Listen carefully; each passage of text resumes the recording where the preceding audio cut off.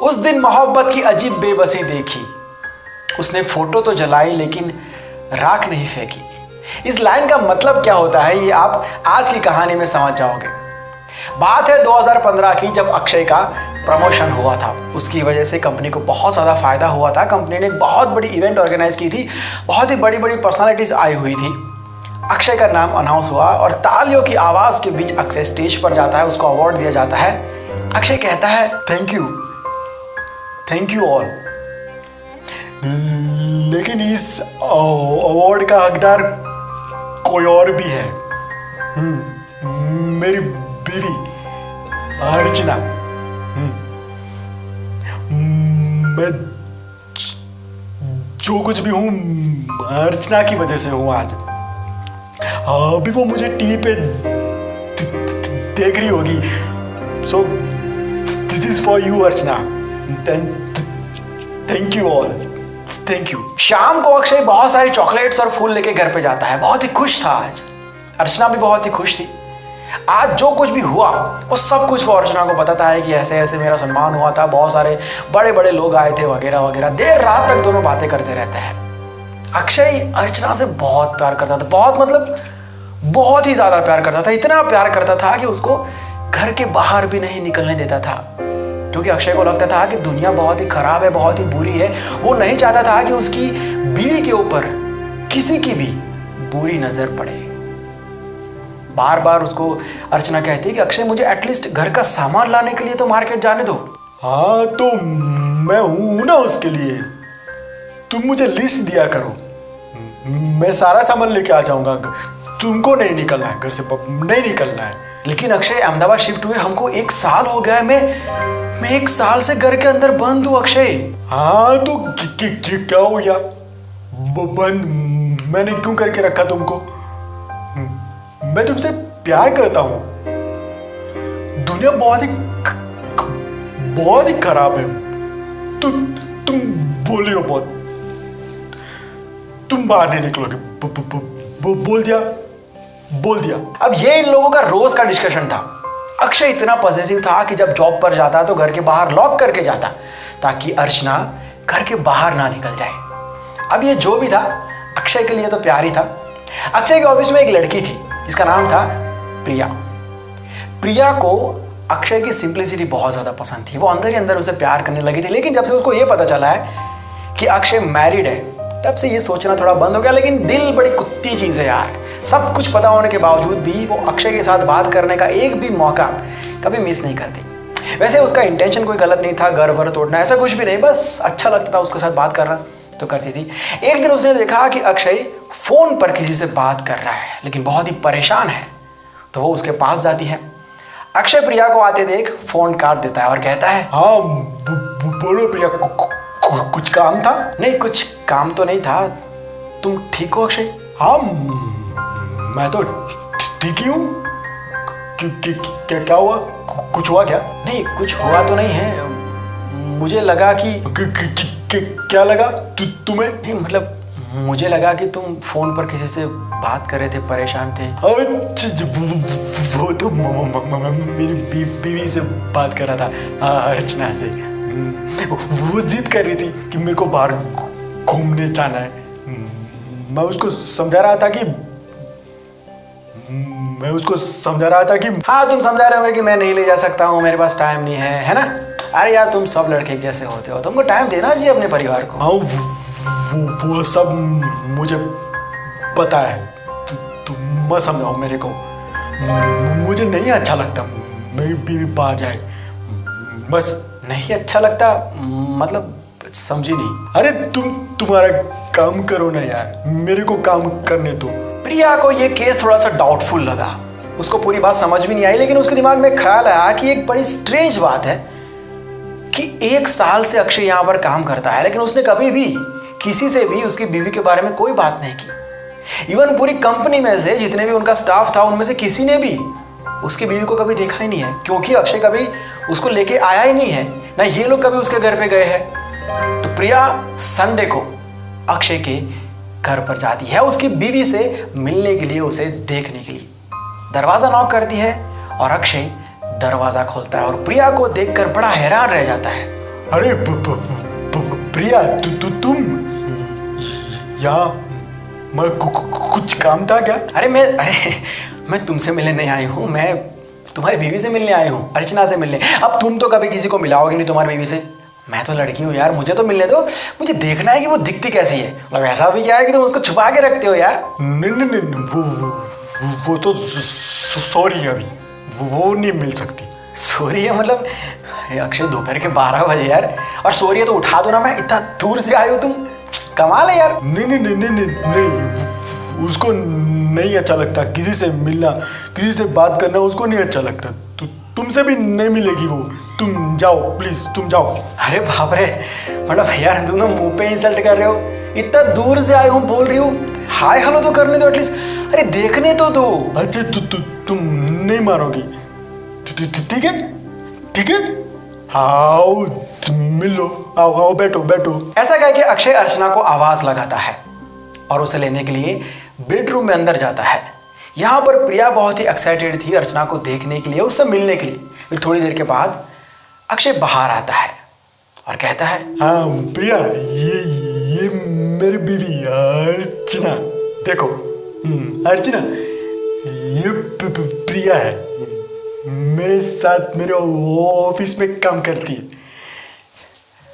हाय प्रिया, कैसे हो? प्रिया को समझ में नहीं आता है कि ये चल क्या रहा है। अर्चना, ये तुमसे मिलने की जिद कर रही थी, मैंने उसको अंदर बुला लिया। और ये कह रहे थे कि मैं तुमको टाइम नहीं देता हूँ।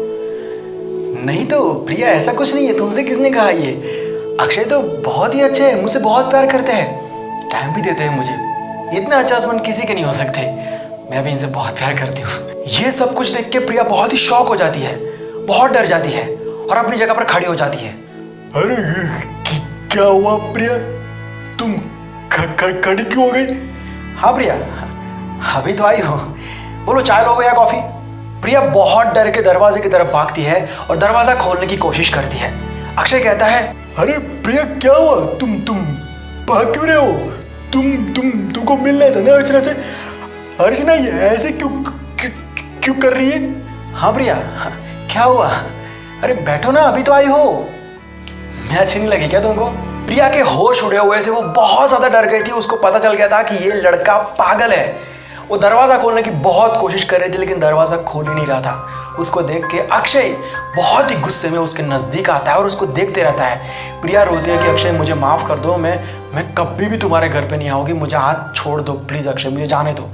अक्षय दरवाजा खोलता है, प्रिया भाग के वहां से निकल जाती है। आज जो कुछ भी हुआ वो सारी बातें प्रिया ऑफिस में सबको बताती है। सबको पता चल जाता है कि अक्षय दिमाग से बीमार है। उसे हॉस्पिटल में एडमिट किया जाता है, ट्रीटमेंट शुरू होती है, 1 साल तक उसकी ट्रीटमेंट चलती है और फाइनली अक्षय ठीक हो जाता है। आज उसे हॉस्पिटल में से डिस्चार्ज करने का दिन है, पूरा स्टाफ आया हुआ है, सब लोग बहुत ही खुश है, अक्षय ठीक हो गया है। अक्षय डॉक्टर को कहता है कि thank you sir and sorry to all, जाने जाने किसी को भी तकलीफ पहुंचाई हो तो माफ़ कर देना। वैसे सर मुझे क्या बीमारी थी मैं जान सकता हूँ? डॉक्टर कहता है कि छोड़ो ना, मतलब जब इंसान खुद से बहुत ज़्यादा प्यार करने लगता है तब अपने लिए किसी आइडियल कैरेक्टर को खुद में ही खोजने की कोशिश करता है, तो डबल पर्सनालिटी की तरह बिहेव करता है। बट छोड़ो ना, तुम ये सब चक्कर में मत पड़ो, अब सब ठीक हो गया है तो नई शुरुआत करो, है ना, घर पे जाओ आराम से रहो। तभी उसी टाइम पे नर्स आती है और कहती है कि सर अक्षय जी से कोई मिलने आया है। डॉक्टर ने पूछा कौन है, भेजो। नर्स ने कहा कि सर उन्होंने कहा है कि वो इनकी बीवी है, अर्चना नाम है सर उनका, भेज दो ऊपर। ये सुन के वहां पर जितने भी लोग खड़े थे सबके होश उड़ जाते हैं, ये कैसे मुमकिन है? डॉक्टर गुस्से में नर्स को बाहर लेके जाता है, कहता है कि तुम्हारा दिमाग खराब हो गया है। अर्चना नाम की लड़की जिसको ये अपनी बीवी समझता था वो उसके दिमाग में है, उसकी कल्पना है, जिसकी जिंदगी वो खुद जी रहा था, वो रियल लाइफ में उसको मिलने कैसे आ सकती है? नर्स कहती है कि लेकिन सर वो नीचे खड़ी है, मैंने उससे बात की है सर, आप यहीं पर रुकिए, मैं उनको ऊपर भेजती हूं। सबकी नजर लिफ्ट के दरवाजे पर टिकी हुई है। 5 मिनट के बाद लिफ्ट का दरवाजा खुलता है और उसमें से एक लड़की बाहर आती है। ये लड़की दिखने में बिल्कुल वैसी थी जैसे अक्षय ने अर्चना के बारे में सबको बताया था। हर कोई हैरान रह जाता है कि ये कैसे हो सकता है। अर्चना अक्षय के कमरे में आती है। अक्षय उसे देखता रहता है। वो अपने बेड से खड़ा होता है और उसके पास जाके, बिल्कुल नजदीक जाके खड़ा रहता है। अक्षय को देख के अर्चना की आंख में आंसू है। अर्चना को देख के अक्षय की आंख में भी आंसू है। वहां पर जितने भी लोग खड़े थे, किसी को समझ में नहीं आ रहा था कि आखिर हो क्या रहा है। वो लड़की कुछ बोले उससे पहले अक्षय कहता है, ये अर्चना नहीं है। अर्चना नहीं है ये। डॉक्टर, मुझे इतना कुछ हुआ, मेरी बीवी मुझसे मिलने क्यों नहीं आई? हाँ, मैं बाहर से लॉक करके आता हूँ। उसको कोई भी बताएगा नहीं कि मैं हॉस्पिटल में हूँ। मैं घर जाऊँगा तो मैं घर कब जाऊँगा? कोई बताएगा मुझे यहाँ पे कौन लेके आया था? क्यों लेके आया था? मुझे क्या हुआ है? अक्षय फिर से पागल हो गया था। अर्चना बहुत रोती है, उसको हक करती है और कहती है कि मुझे माफ कर दो अक्षय, मेरी गलती हो गई। दूर रह मुझसे, तू रहा मुझसे। अर्चना बहुत रोती है, उसके सामने भीख मांगती है, उसके पांव पड़ती है, कहती है कि अक्षय मेरी गलती हो गई थी उस दिन, तुम ऐसा क्यों कर रहे हो मेरे साथ? मेरी गलती हो गई, मुझे माफ कर दो अक्षय। लेकिन अक्षय उसको धक्का मार के वहां से चला जाता है। वहां पर जितने भी लोग खड़े थे उनमें से किसी को भी समझ में नहीं आ रहा था कि ये अर्चना आखिर है कौन। अर्चना तो अक्षय के दिमाग की एक कल्पना है, तो फिर वो रियल लाइफ में बाहर कैसे आ सकती है? और ये लड़की जो अपने आप को अर्चना कह रही है, अगर वो अर्चना नहीं है तो अक्षय इसको देख के इस तरीके से रिएक्ट क्यों कर रहा है? प्रिया उस लड़की को पूछती है कि तुम कौन हो? अर्चना यानी कि वो लड़की रोते रोते सब कुछ बताती है। कहती है कि 3 साल पहले मेरी और अक्षय की शादी हुई थी। अक्षय का इस दुनिया में कोई भी नहीं है। वो मजदूरी करके, मेहनत करके खुद इस मुकाम तक पहुंचा है। 3 साल पहले हम लोग एक इवेंट में मिले थे, प्यार हुआ, शादी हुई। हम लोग कोलकाता में रहते थे। अक्षय की जॉब भी वहीं पर थी। एक दिन जब वो जॉब से घर पर आया तो उसने मुझे किसी और के साथ देख लिया। मुझे लगा कि वो मुझे मार देगा, क्योंकि वो मुझसे बहुत प्यार करता था, बहुत ज़्यादा प्यार करता था, और मेरे अलावा उसका इस दुनिया में कोई नहीं था। मुझे लगा वो मुझे मारेगा, पीटेगा, जान से मार देगा, लेकिन उसने ऐसा कुछ नहीं किया। उस दिन पहली बार उसकी आंख में मैंने आंसू देखे। वो मेरे नज़दीक आया और उसने सिर्फ 2 सवाल पूछे, फिर वो चला गया। मेरी बीवी अर्चना कहाँ है और तुम कौन हो?